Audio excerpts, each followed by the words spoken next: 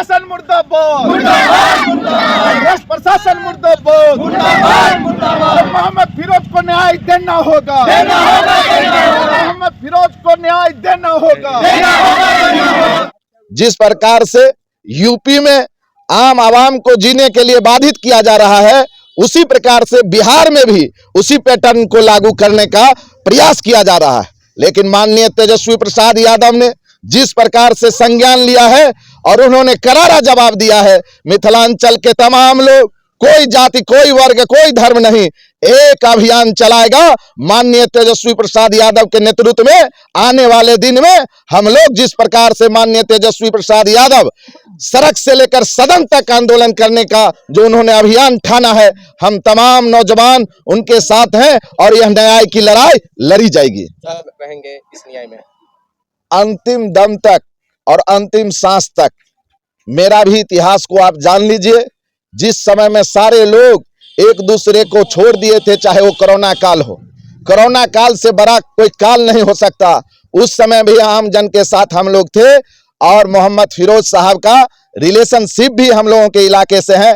तमाम लोग बिना कहे सुने आज तमाम लोग यहाँ आए हुए हैं और तेजस्वी प्रसाद यादव को हाथ को मजबूत करने के लिए हम लोग आए हैं और मोहम्मद फिरोज साहब के साथ अंतिम दम तक रहेंगे और इस लड़ाई को लड़कर और इसको जीतकर और मोहम्मद फिरोज साहब को न्याय दिलाकर ही रहेंगे। हमारा नाम ब्रज किशोर यादव है।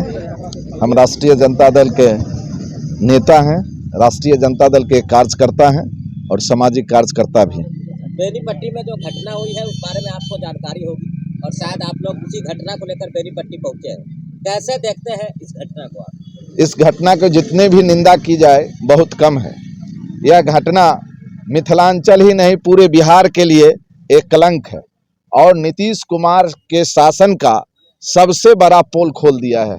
जिस प्रकार से प्रशासन तंत्र हॉबी हो गया है, जिस प्रकार से प्रशासनिक व्यवस्था कुव्यवस्था की ओर चली गई है, यह आपके सामने में है। यह निरंकुश शासन हो गया है, हिटलर शाही और तानाशाह यह सरकार हो गया है और इसके खिलाफ अब सबों को जंग लड़ने की जरूरत है।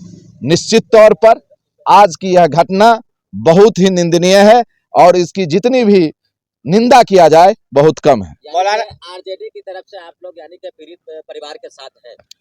आरजेडी ही नहीं, संपूर्ण मिथिलांचल के एक एक जन जन माननीय तेजस्वी प्रसाद यादव के नेतृत्व में यह जो इन्होंने जो मोहम्मद फिरोज साहब के न्याय के लिए जो कदम बढ़ाया है, यहाँ के एक एक बच्चा, कोई जाति, कोई वर्ग, कोई धर्म नहीं, सिर्फ एक है कि मोहम्मद फिरोज ही नहीं, बेनीपट्टी में कई घटनाएं घटी है, चाहे वो राम कुमार झा जी के साथ हो, चाहे अन्य घटना हो, इनको देखने की। और यह जो घटना है, इन पर जिस प्रकार से माननीय प्रतिपक्ष के नेता आवाज उठाए हैं, पूरा मिथिलांचल इनके साथ है। इस घटना को लेकर कहीं ना कहीं राजनीतिक हलचल भी तेज हो गई है। क्या लगता है यह सिर्फ एक राजनीतिक मुद्दा बनकर रह जाएगा या पीड़ित परिवार को इंसाफ भी मिलेगा? यह तो मीडिया का एक प्रश्न चिन्ह हो जाता है। जब कोई बात को भी उठाया जाता है तो उसे राजनीतिक मुद्दा बना दिया जाता है। मैं मीडिया के साथियों से आग्रह करना चाहता हूं, क्या आपको यह निश्चित तौर पर हम सबों का कर्तव्य बनता है कि नहीं कि मोहम्मद फिरोज साहब के साथ या यहाँ के जो पूर्ण घटनाएं घटी है, उन तमाम लोगों के साथ हम लोगों को खड़ा रहना चाहिए कि नहीं रहना चाहिए। और इस विषम परिस्थिति में जिस प्रकार से माननीय प्रतिपक्ष के नेता संज्ञान लेने का काम किए हैं, निश्चित रूप से मिथिलांचल का जन जन उनके साथ है और यह कोई राजनीतिक मुद्दा नहीं है।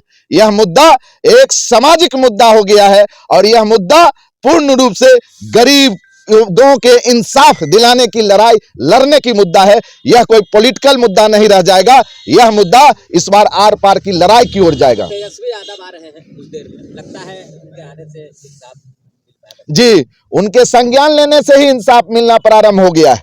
जिस प्रकार से वो 6 पुलिसकर्मी को निलंबित किया गया है, लेकिन माननीय तेजस्वी प्रसाद यादव जी से यहाँ के इस इलाके के आम आवाम एक आग्रह करना चाहते हैं कि निलंबन नहीं होना चाहिए। हम तमाम लोगों को जो पुलिसकर्मी दोषी है उन पर एफआईआर होना चाहिए। निलंबन से ये कार्य संपादित नहीं होना चाहिए, उन पर एफआईआर होना चाहिए। और जिस जेल के अंदर, जिस बैरक के अंदर माननीय फिरोज साहब को रखा गया था, उसी बैरक के अंदर उस भी थाना अध्यक्ष को रखा जाए, तब न्याय मिलेगा और पानी दूध का और पानी का पानी मिलेगा।